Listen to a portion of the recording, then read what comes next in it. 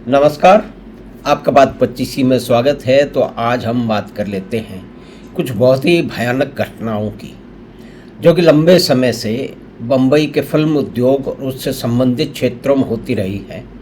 बहुत सारी ऐसी मौतें हुई हैं जिसके बारे में आज भी वो रहस्य के पर्दों में लिपटी हुई हैं कि उनकी मौत कैसे हुई, क्यों हुई, हत्यारा कौन है, क्या आत्महत्या हुई या किसी ने नियोजित तरीके से षड्यंत्र रच के हत्या की।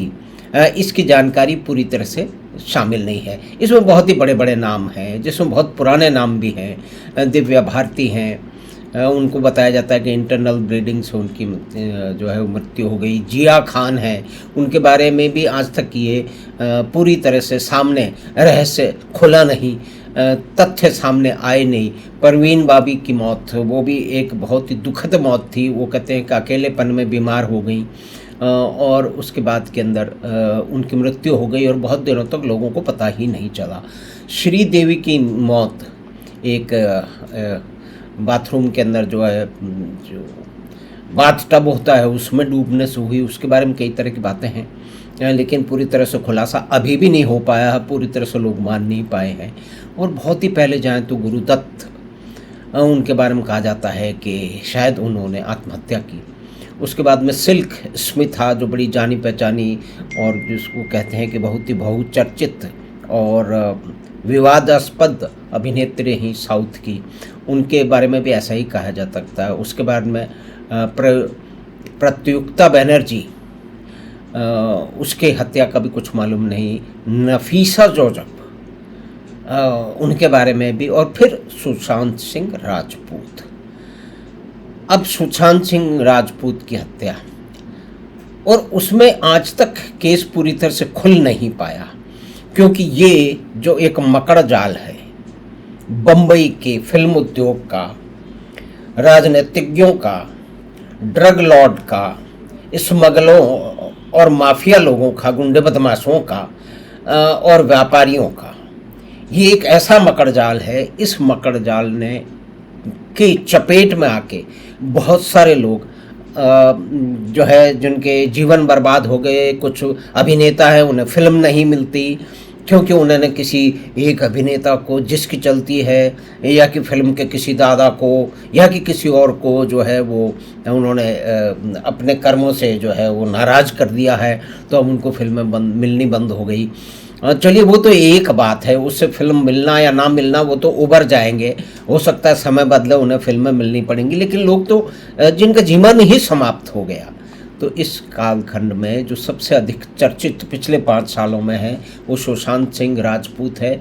उनकी हत्या हुई या आत्महत्या हुई, ये गुत्थी आज तक सुलझी नहीं है, क्योंकि इसमें कुछ ऐसे जो तथ्य सामने लगातार आते रहे हैं जो कि बहुत ही चिंताजनक हैं, और जो कि बताते हैं कि किस तरह से अगर राजसत्ता का प्रभाव हो, अगर राजसत्ता से निकट लोग किसी अपराध में शामिल हों, तो किस तरह से पूरा तंत्र, जिसके अंदर जो है वो पुलिस के बड़े अधिकारी भी शामिल हैं, ये बार बार होता रहा है कि किस तरह से पुलिस के कार्यक्रमों में, पुलिस विभाग के कार्यक्रमों में एक लंबे समय से परिपाटी चली आई है कि फिल्म के उद्योग के बड़े बड़े स्टार जाके नाचते हैं। वो क्यों नाचते हैं? शायद दुनिया में कहीं ऐसा नहीं होता है, लेकिन यहाँ ये नंगा नाच बहुत दिनों तक चला है।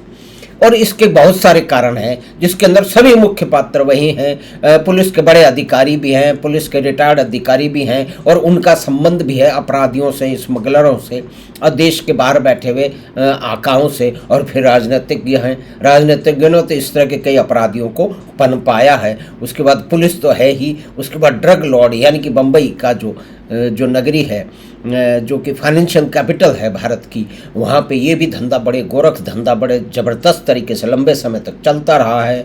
पिछले दिनों समीर वानखेड़े साहब का नाम आया था। उन्होंने किसी महान अभिनेता के मेधावी पुत्र को जो है वो कहीं पकड़ लिया था, तो उसके बारे में तो इतनी गप्पे उड़ी, और अंत में उन्हें भी जो है वो अपनी पोजीशन से हाथ धोना पड़ा। उनका जो है वो तबादला कर दिया गया। तो तबादला करना है ना, ये कोई सज़ा नहीं मानी जाती है, क्योंकि ब्यूरोक्रेसी वजह में transfer is not a punishment. लेकिन कहीं कहीं पे ये पनिशमेंट दिया जाता है, ये सभी लोग मानते हैं। तो अब चलते हैं दिशा सालियान की रहस्यमय मृत्यु को। ऐसा बताया जाता है दिशा सालियान के जो पिता हैं उन्होंने फिर से प्रार्थना की है, एक एफआईआर करी है, और उनके जो वकील हैं उन वकील साहब ने जो तथ्य सामने रखे हैं और पुलिस कमिश्नर के साथ में, क्योंकि उन्होंने ऐसा कहा है कहीं पे कि पुलिस थाने में जाऊंगा तो वो एफआईआर लिखी नहीं जाएगी, क्योंकि उसमें बड़े बड़े ऐसे बड़े बड़े नाम हैं कि पुलिस वाले उनके नाम से तो कोई एफआईआर करने में उनकी हिम्मत ही नहीं है। तो पुलिस कमिश्नर के पास जाना पड़ा। और एक बात और भी है कि ये सब इसलिए 5 साल बाद, 5 साल के उपरांत इसलिए हो रहा है क्योंकि बम्बई की सत्ता बदल रही है।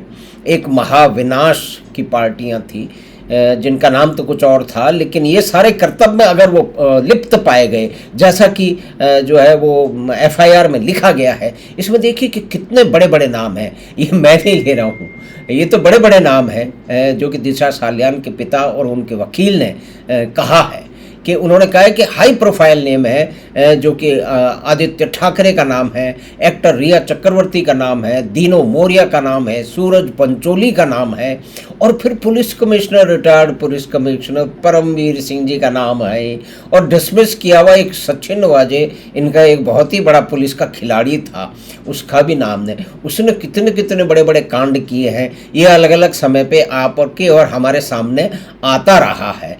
यानी कि इन सब लोगों के सामने, कुछ लोगों के सामने, या इनके बताया जाता है कि दिशा सालियान के साथ में जो कि मैनेजर थी सुशांत सिंह राजपूत की, उसके सामने कुछ ऐसे काले रहस्य आए कि वो हिल गई अंदर से, और उसने फिर ये बात बताई सुशांत सिंह राजपूत को कि ये सब हो रहा है, किस तरह से बम्बई के बड़े बड़े शक्तिशाली लोग, किस तरह से बम्बई के बड़े बड़े अभिनेता और दूसरे अमीर जादे और दूसरे स्मगलर और ड्रग रैकेट से संबंध रखने वाले किस तरह से व्यभिचार कर रहे हैं।